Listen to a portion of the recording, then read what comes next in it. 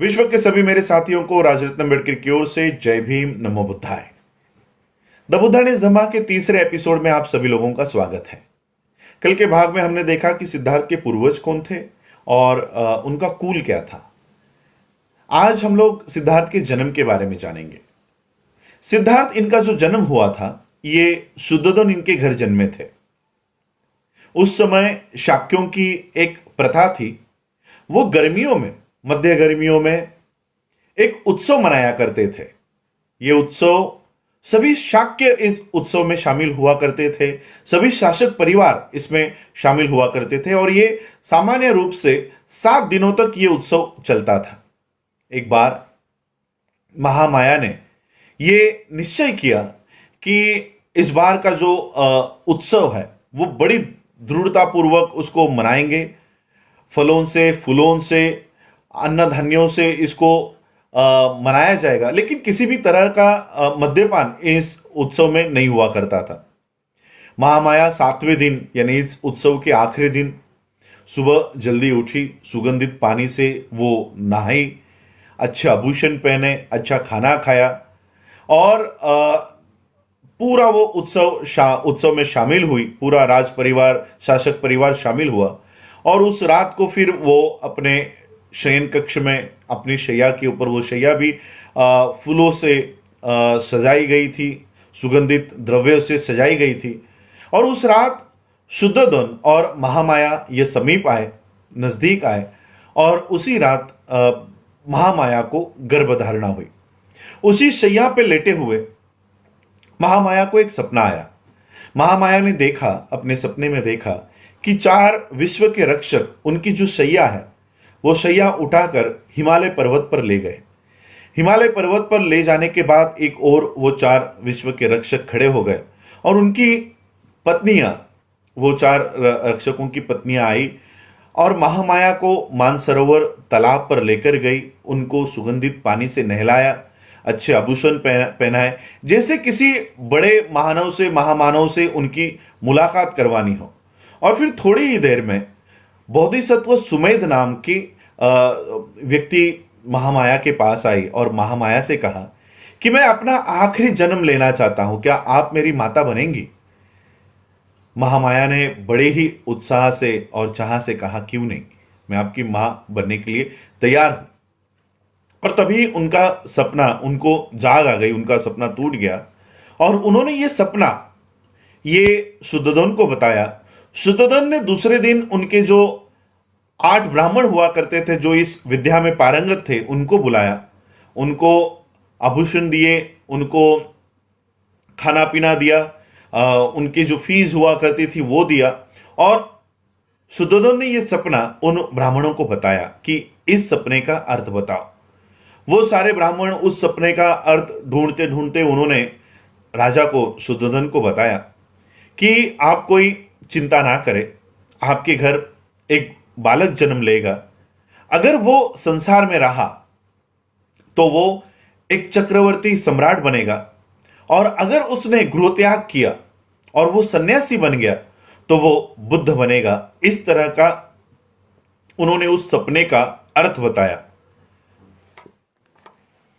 10 महीनों तक महामाया ने इस बोधिसत्व को अपने गर्भ में धारण किया और जैसे उनकी प्रसूति का समय नजदीक आया, महामाया ने अपने पति शुद्धोधन से कहा कि मुझे मेरे पिता इनके घर जाना है, देवदह जाना है। और शुद्धोधन ने कहा कि आपकी जो इच्छा है वो पूरी की जाएगी। और महामाया को देवदह जाने के लिए सोने की पालकी बनाई गई, सभी सेवकों को बुलाया गया और महामाया उस सोने की पालकी में बैठकर अपने पिता के घर देवदह जाने के लिए निकली। जब ये देवदह में जा रहे थे तब उनको एक शाल वृक्ष के जंगल से गुजरना था। उस शाल वृक्ष का जो ये उद्यान हुआ करता था उसका नाम था लुम्बिनी वन। इस लुम्बिनी वन से उनको गुजरना था। महामाया जब इस लुम्बिनी वन से गुजर रही थी तब उन्होंने देखा पूरा लुम्बिनी वन ये फलों से, फूलों से लदा हुआ है। सभी प्रकार के पक्षी वहां पर चह रहे हैं, चहका रहे हैं, गाना गा रहे हैं। सभी एक अच्छा दृश्य उनको वहां पर दिखा और महामाया ने ये इच्छा व्यक्त की कि थोड़ी देर यहाँ पर रुकते हैं और यहाँ का आनंद लेते हैं। महामाया ने सेवकों से कहा कि ये जो पालकी है यहीं पे रुकवाओ, और महामाया एक विशाल ऐसे शाल वृक्ष के पास खड़ी हो गई और वो अपने हाथों से कुछ टहनी पकड़ने की कोशिश कर रही थी, लेकिन हवा की जोर से वो पेड़ की टहनियां ऊपर नीचे हो रही थी, लेकिन एक पेड़ की टहनी महामाया के हाथ में आ गई। जैसे ही उन्होंने वो पकड़ी, हवा की जोर से वो टहनी ऊपर उठ गई, और जैसे ही वो ऊपर उठ गई, महामाया ने खड़े खड़े ही इस बोधिसत्व को जन्म दे दिया। ये बोधिसत्व को जन्म दे दिया, वो साल था 563 बीसी।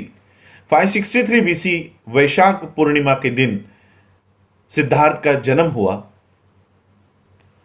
महामाया और शुद्धोधन इनके शादी को कई साल बीतने के बाद सिद्धार्थ का जन्म हुआ था, और इसलिए पूरे शाक्यों में, पूरे शासक परिवार में एक आनंद का माहौल था। पूरे कपिलवस्तु में उत्सव मनाया गया।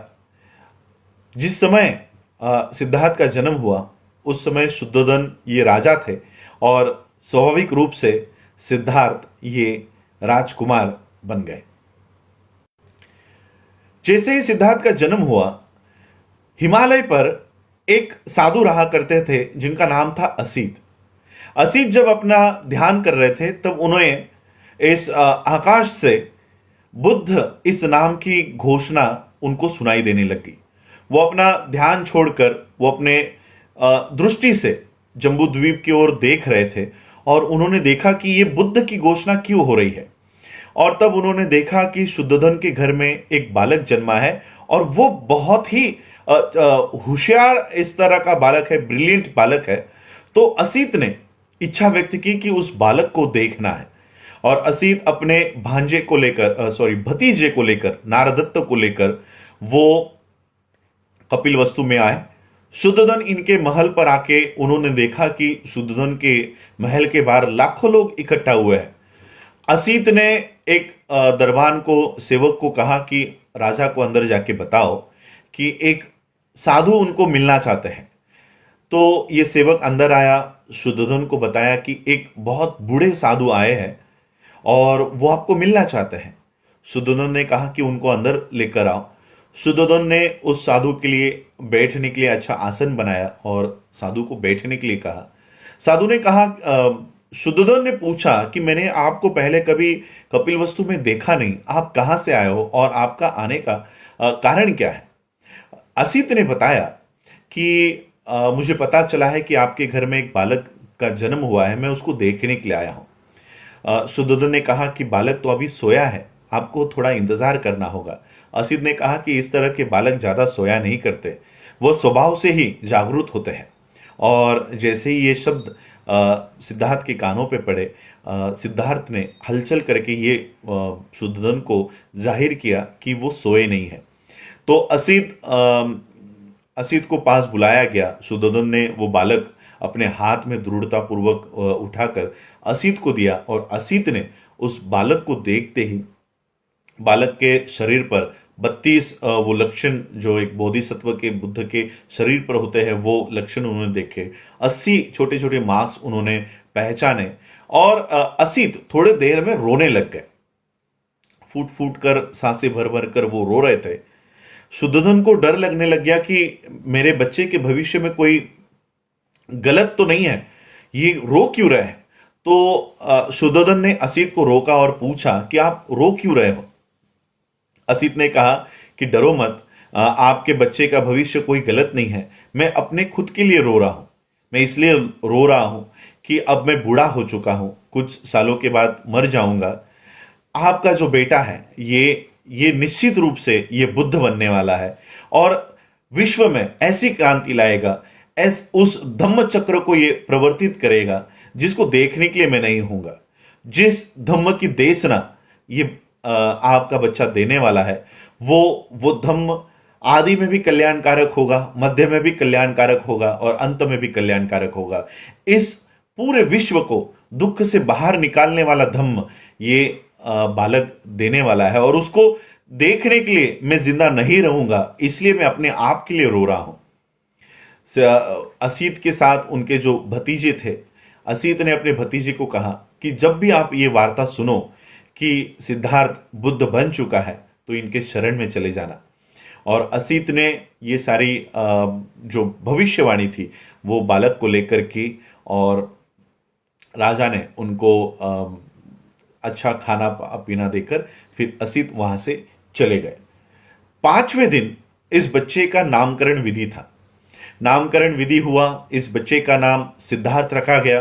परिवार का गोत्र गौतम था, इसलिए सिद्धार्थ का नाम सिद्धार्थ गौतम पड़ गया। 5वें दिन सिद्धार्थ की जो माता थी महामाया, ये बीमार पड़ गई और उनकी बीमारी एक बहुत गंभीर स्वरूप उस बीमारी ने ले लिया। और फिर महामाया को पता चल गया कि उनका अंतिम समय अब नजदीक आ रहा है।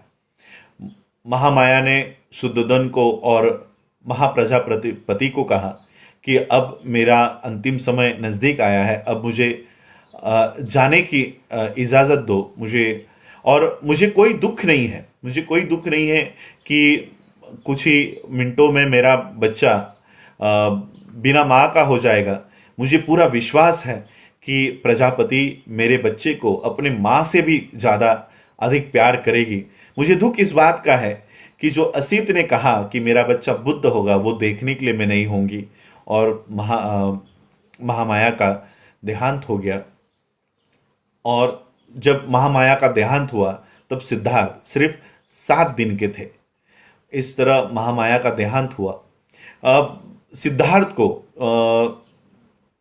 महाप्रजापति और शुद्धोधन का जो बेटा था वो उनका भाई नंद नाम का भाई था। उनके चचेरे भाई भी थे जो अमितोधन, शुक्लोधन इनके बेटे थे। तो इन्हीं बच्चों के साथ और अमिता का जो बेटा था देवदत्त, ये चचेरे भाई और नंद के साथ सिद्धार्थ फिर बड़ा हुआ। आज क्योंकि समय बहुत लंबा हो गया है तो आज हम यहीं तक इस एपिसोड्स को देखेंगे। कल के एपिसोड्स में हम जानेंगे कि सिद्धार्थ का बचपन कैसा था, उनकी शिक्षा कैसी थी, बचपन में उन्होंने क्या क्या शिक्षा प्राप्त की, ये सभी इसको हम देखेंगे और धीरे धीरे बुद्ध एंड हिज धम्मा की आगे और बढ़ते जाएंगे। और सिद्धार्थ ने प्रवर्जा क्यों ली, इसका उत्तर हम ढूंढेंगे। आप लोगों ने मुझे सुना, उसके लिए आभार। जय भीम, जय भारत, जय बुद्ध।